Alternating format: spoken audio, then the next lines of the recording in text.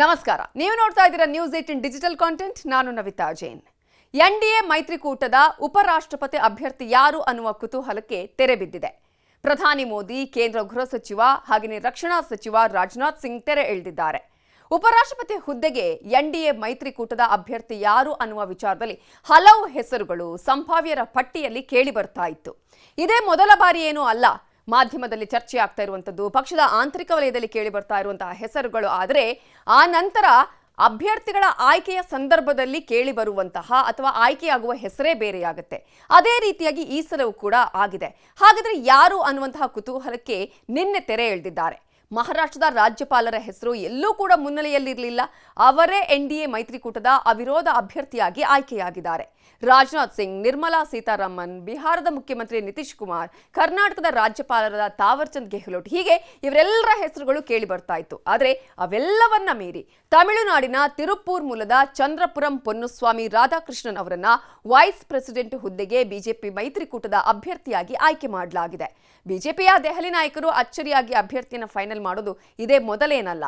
ಮೂಲತಃ ತಮಿಳುನಾಡಿನವರಾದ ರಾಧಾಕೃಷ್ಣನ್ ಆಗಿನ ಮದ್ರಾಸ್ ಪ್ರಾಂತ್ಯದಲ್ಲಿದ್ದ ತಿರುಪೂರಲ್ಲಿ ಜನಿಸಿದ್ದಾರೆ. ಅವರ ಪೂರ್ಣ ಹೆಸರು ಚಂದ್ರಪುರಂ ಪೊನ್ನುಸ್ವಾಮಿ ರಾಧಾಕೃಷ್ಣನ್. ವಿದ್ಯಾರ್ಥಿ ದೆಸೆಯಿಂದಲೇ ಆರ್ಎಸ್ಎಸ್ ಜೊತೆಗೆ ನಂಟು ಬೆಳೆಸಿಕೊಂಡಿದ್ದು, ಆ ಮೂಲಕ ಬಿಜೆಪಿಯ ಹಿಂದಿನ ಪಕ್ಷವಾಗಿದ್ದ ಜನಸಂಘಕ್ಕೆ ಅವರು ಕಾಲಿಟ್ಟಿದ್ರು. ತಮಿಳುನಾಡಲ್ಲಿ ಬಿಜೆಪಿಯನ್ನ ತಕ್ಕ ಮಟ್ಟಿಗೆ ಪ್ರಸಿದ್ಧಿಯನ್ನ ತಂದ ಹಿರಿಮೆ ಇವರಿಗೆ ಸಲ್ಲತ್ತೆ. 2003ರಿಂದ 2006ರವರೆಗೆ ತಮಿಳುನಾಡು ಬಿಜೆಪಿ ರಾಜ್ಯಾಧ್ಯಕ್ಷರಾಗಿದ್ದರು. 1998, 1999ರ ಸಾರ್ವತ್ರಿಕ ಚುನಾವಣೆಯಲ್ಲಿ ಕೊಯಮತ್ತೂರಿನ ಲೋಕಸಭಾ ಕ್ಷೇತ್ರದಲ್ಲಿ ಬಿಜೆಪಿ ಅಭ್ಯರ್ಥಿಯಾಗಿ ಸ್ಪರ್ಧಿಸಿ ಜಯವನ್ನು ಗಳಿಸಿದ್ರು. ಈಗ ಸದ್ಯದಲ್ಲೇ ನಡೆಯಲಿರುವ ಉಪರಾಷ್ಟ್ರಪತಿ ಚುನಾವಣೆಯಲ್ಲಿ ಎನ್ಡಿಎ ಅಭ್ಯರ್ಥಿಯಾಗಿ ಮಹಾರಾಷ್ಟ್ರ ರಾಜ್ಯಪಾಲರಾದ ಸಿಪಿ ರಾಧಾಕೃಷ್ಣನ್ ಅವರನ್ನ ಆಯ್ಕೆ ಮಾಡಲಾಗಿದೆ. ಆಗಸ್ಟ್ 17ರಂದು ಅಂದ್ರೆ ನಿನ್ನೆ ದೆಹಲಿ ನಡೆದ ಈ ಬಿಜೆಪಿಯ ಸಂಸದೀಯ ಸಭೆಯಲ್ಲಿ ರಾಧಾಕೃಷ್ಣನ್ ಅವರನ್ನ ಅಭ್ಯರ್ಥಿಯಾಗಿ ತೀರ್ಮಾನವನ್ನ ಕೈಗೊಳ್ಳಲಾಯಿತು. ಇನ್ನು ಸೆಪ್ಟೆಂಬರ್ 9ರಂದು ಉಪರಾಷ್ಟ್ರಪತಿ ಸ್ಥಾನಕ್ಕೆ ಚುನಾವಣೆ ನಡೆಯಲಿದೆ. ಕೇಂದ್ರ ಚುನಾವಣಾ ಆಯೋಗ ಈಗಾಗಲೇ ಚುನಾವಣಾ ದಿನಾಂಕಗಳನ್ನು ಪ್ರಕಟಿಸಿದ್ದು, ಚುನಾವಣಾ ಪ್ರಕ್ರಿಯೆಯನ್ನು ಆರಂಭಿಸಿದೆ.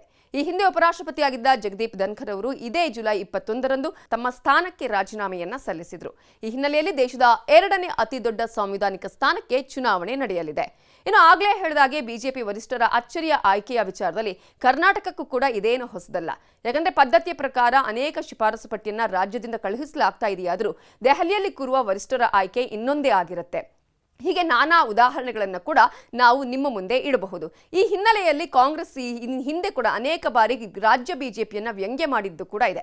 ಕರ್ನಾಟಕ ವಿಧಾನ ಪರಿಷತ್ಗೆ ವಿರೋಧ ಪಕ್ಷದ ನಾಯಕರು ಯಾರು ಅನ್ನುವ ವಿಚಾರದಲ್ಲಿ ಅನೇಕ ಹೆಸರುಗಳಿತ್ತು.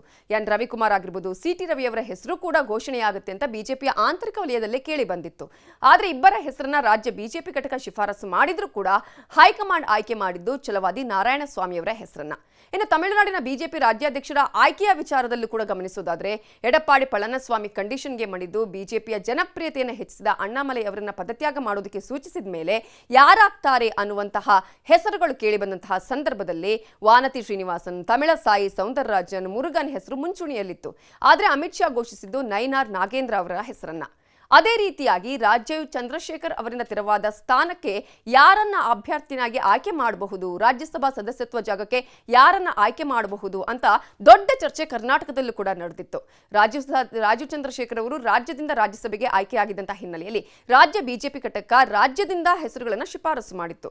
ಆದರೆ ಆಯ್ಕೆ ಮಾಡಿದ್ದು ಹೈಕಮಾಂಡ್ ಬಾಗಲಕೋಟೆ ಮೂಲದ ಪಕ್ಕಾ ಸಂಘದ ಸಿಪಾಯಿ ನಾರಾಯಣ ಭಾಂಡಗೆ ಅವರನ್ನ.